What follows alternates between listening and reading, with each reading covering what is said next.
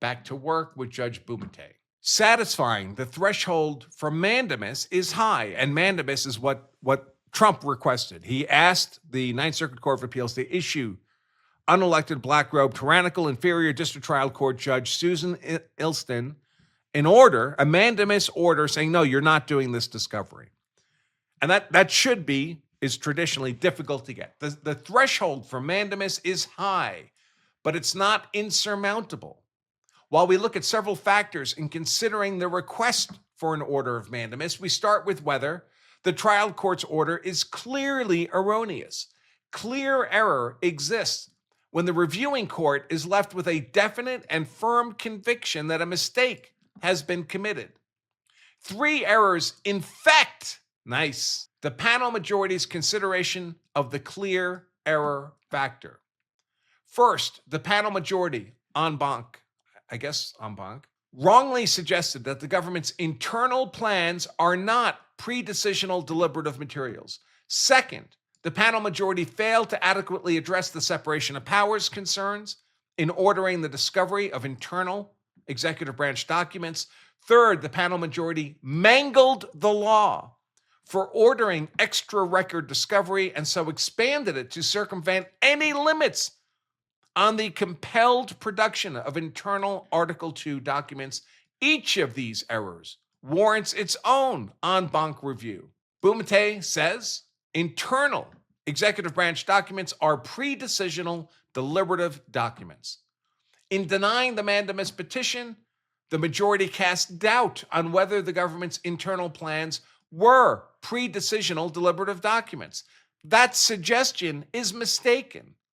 And even though the panel went on to ultimately assume that they were subject to privilege, it's important to correct any misimpression on the nature of the deliberative documents that the panel majority leaves as potential precedent, applicable to other cases, controlling in other cases. The deliberative process privilege permits the government to withhold documents from discovery that are pre-decisional and deliberative. A document is pre-decisional if it was generated before the agency's final decision on the matter. A document is deliberative if it is prepared to help the agency formulate its position. Classic examples of pre-decisional and deliberative documents include internal memoranda containing advisory opinions, recommendations, and deliberations. Simply, the privilege protects documents that comprise part of a process by which governmental decisions and policies are formulated before they're finalized. The government's internal RIF plans easily fit the requirements of a pre-decisional deliberative document. Recall that the internal RIF plans are infused with both policy recommendations and legal analysis to inform how to implement the firings. For example, OMB and OPM guidance requires the agencies to provide proposals on how to implement the president's broad policy goals, including recommendations to consolidate areas of the agency organization chart that are duplicative, consolidate management layers where unnecessary layers exist, seek reductions in components and positions that are non-critical, implement technological solutions that automate routine tasks while enabling staff to focus on higher value activities, close or consolidate regional field offices to the extent consistent with efficient service delivery, and maximally reduce the use of outside consultants and contractors. These are all policy choices that fall squarely within the scope of the executive branch in devising its plans for executive agencies. Bumate continues, these agency advisory opinions, recommendations, and deliberations are textbook examples of pre-decisional deliberative materials. The internal firing plans were also to contain detailed legal analysis. The agencies were to provide legal interpretations of their organic statutes and to assess whether those statutes have been interpreted in a way that expands requirements beyond what the statute actually requires. The OMB OPM directive sought the agency's legal advice on what functions these statutes explicitly require, what's mandated, and therefore the president has little discretion in firing, presumably with the eye of discontinuing non-mandated functions. So these documents were generated before the agency's final decision on the matter, pre-decisional, and prepared to help the agency formulate its position. Decisional, pre-decisional and deliberative, rather, and were entitled to the privilege as pre-decisional deliberative documents, even if the RIFs were later implemented, and they haven't been. So now he gets to the errors of the panel. First, the panel majority thought that these internal RIF plans can't be pre-decisional because about 40 RIFs in 17 agencies were in progress, and so the panel majority guessed that the agencies must be implementing something. But we, the courts, don't decide executive branch privilege based on guesses. The panel majority cited no evidence that the agencies were implementing RIFs according to the plans submitting to or approved by OMB or OPM. So RIFs were happening, but there was no evidence the RIFs that were happening were a consequence of these plans. And the panel majority misunderstood OMB and OPM's role in implementing firings. They don't implement agency policies, the agencies do. Indeed, nothing shows that agencies are bound to implement a RIF plan approved by OMB and OPM. In fact, counterexamples abound. So really, OMB and OPM can only make recommendations to the agencies. The agencies make their own internal agency decision. Counterexamples abound. For example, Vought promised to use the shutdown to shutter the bureaucracy, the government shutdown. It didn't go as planned. Reporting that the reductions in force agencies are implementing differ from those that Vought, who's the head of OMB, had suggested. So even if the agencies eventually implemented a RIF, no evidence establishes that they did the RIF, the firings, pursuant to one of these plans, as the panel majority speculated. Second, the panel majority viewed the internal RIF plans as non-deliberative because they represent the considered position of the agency submitted for approval by OMB and not the personal opinions of an individual within the government. As Judge Ikuda's dissent explained, the deliberative process privilege is not limited to personal opinions alone. The panel majority seemingly highlighted one category of clearly deliberative material and concluded it represented the exclusive universe of deliberative documents.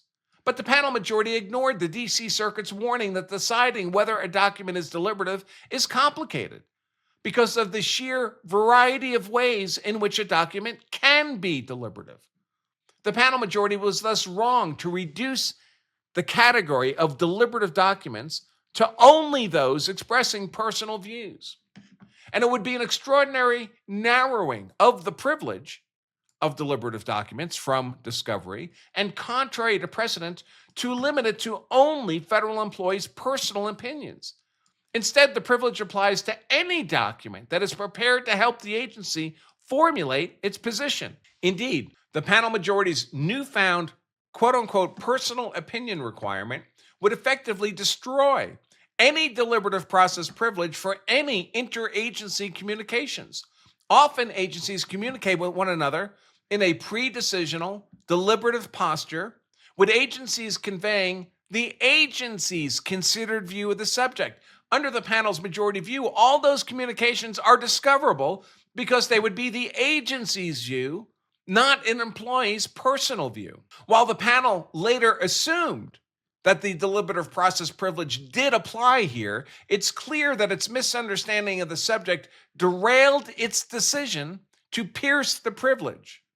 I turn to that next. The deliberative process privilege was not overcome. And by the way, Bumate didn't say it again, but his concern with all this nonsense is that although it didn't play a role in this case, because it was stated, even as dicta, in the decision, in the Ninth Circuit, it'll carry precedential authority for other cases where it could well have an impact. Bumate continues, the deliberative process privilege was not overcome.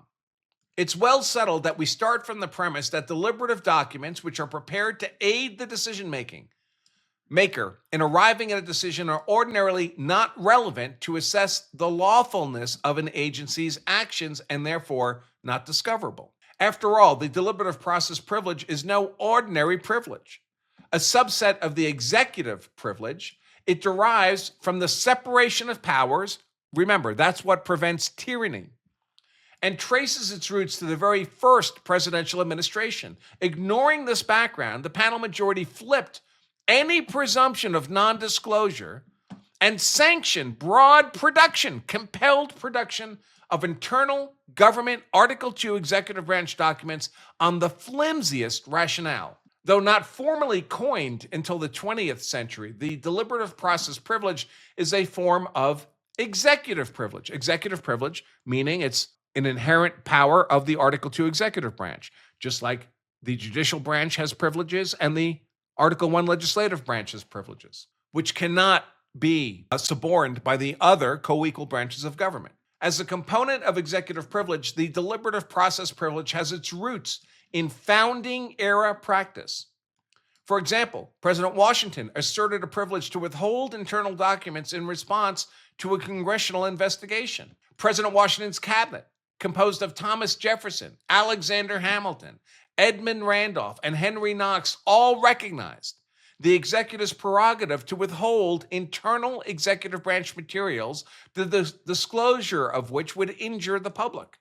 And James Madison, then serving in the House of Representatives, recognized that the executive had a right to withhold information when of a nature that did not permit a disclosure of it at the time. Later presidents similarly invoked a privilege to withhold certain internal executive branch Article 2 materials. Both Thomas Jefferson and James Monroe invoked the privilege during their terms in office. So did Presidents Andrew Jackson and Abraham Lincoln.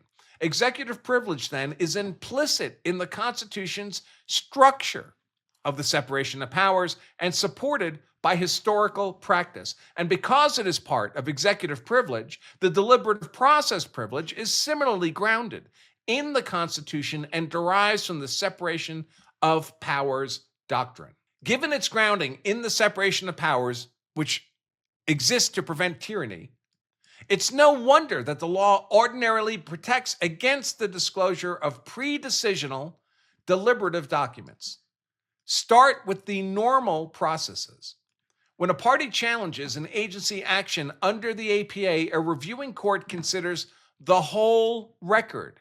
It's well settled that the whole record is the record the agency presents as its administrative record. This is the record that exists after the agency has decided what do we want to do and how do we plan to do it. And then they build out the process and the rules for doing that.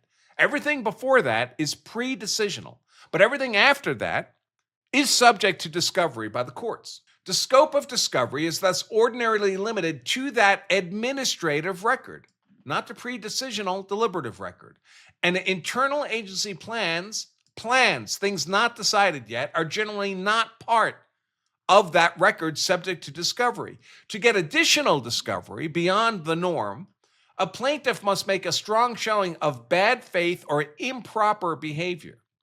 In other words, extra record discovery outside the administrative record does not occur absent impropriety or bad faith by the agency. A plaintiff bears the burden of establishing bad faith, and even when the privilege is overcome, courts have given different treatment for materials reflecting deliberative or policy-making processes on the one hand, and purely factual investigative matters on the other. As this background shows, courts have demanded restraint when ordering the production of internal executive branch materials. As we've said, while the deliberative process privilege is not absolute, it requires careful consideration of the executive's interest by the judiciary. So before overcoming the privilege, courts must give full consideration to the executive's Article 2 prerogatives. The Supreme Court has also explained how to consider the privilege in a strikingly similar case. There, as here, the underlying, unelected, black-robed, tyrannical, inferior district trial court judge ordered production of everything under the sky from the vice president and other senior government officials about their service on a task force established to give advice and make policy recommendations to the president. The Supreme Court vacated an order denying Mandamus and therefore stopped the discovery, clarifying that the judiciary must recognize the paramount necessity of protecting the executive branch from vexatious litigation. Sound familiar? that might distract the executive branch from the energetic performance of its constitutional duties. Lower courts in that case failed to understand that special considerations control when the executive branch's interest in maintaining the autonomy of its office and safeguarding the confidentiality of its communications are implicated. To respect this, ordering discovery of internal executive branch documents should be avoided whenever possible, and any order must be narrow and no broader than reasonably necessary to serve its purpose. All we need to do is look back 6 months to see how the Supreme Court requires us to view the special considerations in ordering disclosure of executive pre-decisional deliberative documents. Looking now at the case, this year, the Supreme Court, Doge versus some left-wing organization. There, the Supreme Court wrote, separation of powers concerns counsel, judicial deference, and restraint in the context of discovery regarding internal executive branch communications. Far from restrained, the district court there ordered disclosure of the content of internal executive branch recommendations and whether those recommendations were followed. The discovery order was thus not appropriately tailored, narrowed. On remand, the Supreme Court instructed the D.C. Circuit to take appropriate action to narrow the discovery order. And though interim orders aren't conclusive as to the merits, the Supreme Court has warned that they inform how lower courts should exercise their equitable discretion in similar cases. We should have followed that admonition here. Return to this case, he says. The panel majority first committed error in viewing the deliberative process privilege as overcome without there being any showing of bad faith or improper motive. And even if it was overcome, the panel majority committed error in not reining in the district court's overly broad discovery order. First, the panel majority gave no special consideration to the executive branch's request to protect its internal communication, let alone establish the strong showing of bad faith or improper behavior necessary for extra record discovery. Instead, the panel majority discounted the government's interest and improperly shifted the burden to prove governmental harm onto the government. The panel majority's only consideration of the separation of powers focused on whether the government proved a chilling effect on internal branch deliberations, because in-camera production of some internal documents hadn't yet produced any harm in this case. The panel majority concluded that disclosure would not hinder internal agency communication. This is a myopic view of a separation of powers injury. As we've recognized, it would be impossible to have any frank discussions of legal or policy matters in writing if all such writings were to be subjected to public scrutiny, the making of the sausage. Indeed, the government argues that it cannot function if officials are worried that their written proposals and strategies for future staffing needs or for budget talks with congressional appropriators may be shared on a whim without need and contrary to law and settled practice. The panel majority failed to show how this government interest has been overcome here. Just because the government didn't provide evidence of instant harm by the in-camera, meaning in the judge's chambers, production of some plans, that doesn't mean no harm would come to pass. And the panel majority cited no precedent showing that the government is only protected by the privilege if it proves an immediate demonstrable injury. Next, perhaps sensing the weakness of this position, the panel majority pivoted to claim that the normal rules for APA review, Administrative Practices Act review, do not even apply because of the sweep of actions undertaken by the government without what the court believes is ordinary process. Under this view, courts can disregard the settled rules for government discovery whenever they consider disfavored government action to be sweeping or massive. Never mind that the Supreme Court has already held that the executive order and OMP guidance are likely to be lawful. And never mind that the normal channel to challenge firings is before the Merit Systems Protection Board. and the federal circuit, not the federal district court judges. Remember, the federal district court judges are courts of limited jurisdiction. Congress decides their jurisdiction, the inferior courts. And Congress has stripped away from the federal district courts jurisdiction over the firing of federal employees, because Congress instead set up an administrative procedure for that, the Merit Systems Protection Board. So all these firing cases are inherently outside the jurisdiction of these federal courts, and they're just pretending they have the authority to hear them. Bumate continues, even on the panel majority's own terms, it's odd to judicially condone departures from settled principles in response to other departures from settled principles. Tit for tat is no jurisprudential principle. And even if the privilege could be overcome here, the underlying unelected black-robe tyrannical inferior district trial court discovery order still fails, at the very least, to protect the constitutional structure itself. Federal courts must appropriately narrow discovery orders against the executive branch. But the discovery order is too broad, twice over. First, trial judge Susan Ilston ordered production of internal plans for agencies that did not even implement firings. The discovery order applies to 21 federal agencies, although at least 13 of those have not yet implemented any firings or reorganizations. Second, the discovery order applies to unapproved firing plans, requiring disclosure of any plan simply submitted. So the trial court's discovery order applies to plans never implemented or approved by anyone. The discovery order fails under its own logic, and it is neither appropriately tailored nor restrained as the Supreme Court requires. Finally, ultra vires claim is no password for unlimited discovery. The en banc panel is wrong for another reason. It approves, the three-judge panel below, is wrong for another reason. It approves a roadmap for getting around the APA's ordinary discovery limits. As an alternative to its APA ruling, the panel majority justified the trial court's broad extra record discovery order by invoking the ultra vires claim that Trump's acting clearly outside the law, in violation of a statute, or outside his own Article 2 authority.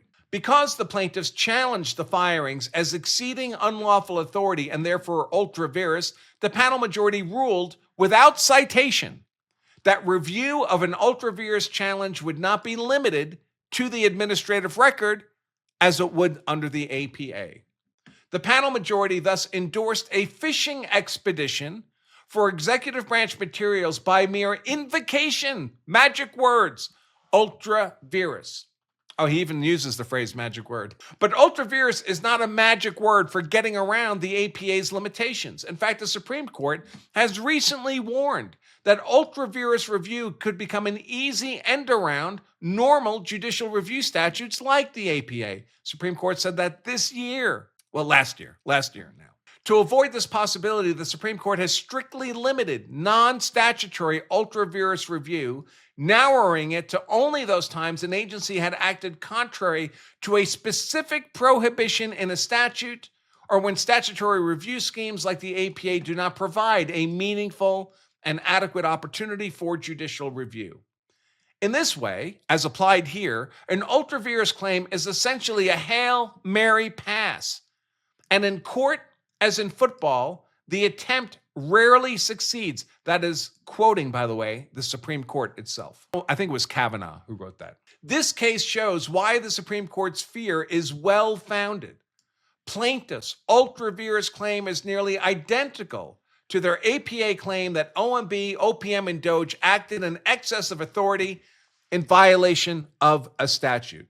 Plaintiffs do not allege any specific statutory prohibition that was violated in their ultra vires claim that would qualify for the strictly limited role ultra vires plays in a world that has the Administrative Practices Act. And they haven't established why the APA doesn't offer meaningful judicial review. And yet plaintiffs now get extra record discovery of internal executive branch planning documents courtesy of the panel majority. On the panel majority's reasoning, whenever a party wants extra record discovery, it could attach an ultra vires claim to its complaint in addition to the APA claims. Want to avoid the limits on APA discovery? No worries. Just add the words ultra vires to your complaint and voila! You get extra record discovery without needing to establish an exception to the normal APA discovery limits by turning a Hail Mary pass into a screen pass, which if you don't follow football is not rare like a Hail Mary, it's perhaps the most common passes. The majority approves an easy end run around the APA. We should have taken this case en banc to ensure that ultra vires challenges are not an exception to the APA's discovery limits. Wrapping up now, our respect for the Constitution demands that we treat the internal deliberative documents of a co-equal branch of government with appropriate care. We don't cavalierly intrude on those communications because we disfavor personally the government's actions or believe it could have managed things differently. Those are policy disputes the courts are not supposed to be involved in. Remember, the courts are supposed to be the apolitical, apolicy branch of government. Because the panel majority's decision ordered the production of internal government plans, proposals, and recommendations without specific consideration for the separation of powers, I, Judge Bumate, respectfully dissent, and he was joined by several other Ninth Circuit Court of Appeals judges in that view.